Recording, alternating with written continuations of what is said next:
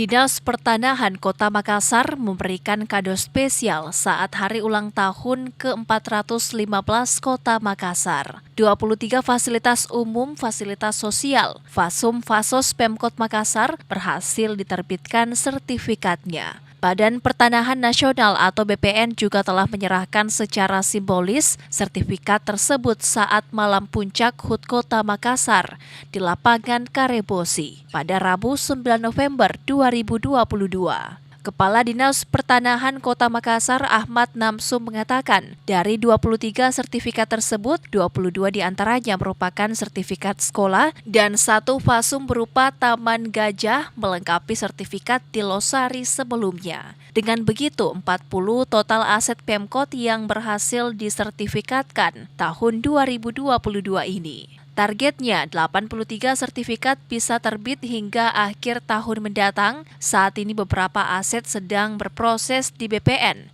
Pihaknya juga telah menyodorkan kelengkapan dokumen sebagai syarat penerbitan sertifikat.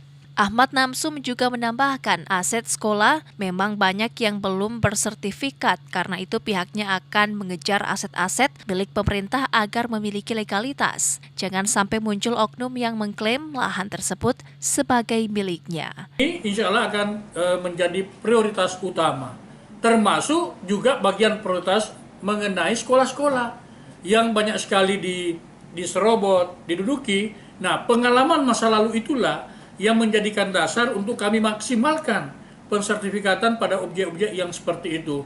Alhamdulillah, dari sekitar 40 lebih yang sudah terbit sertifikatnya di segmen 2022 ini, dari 40 lebih itu target kami untuk 2022, insya Allah 80-an sertifikat. Sekarang ini masih berproses.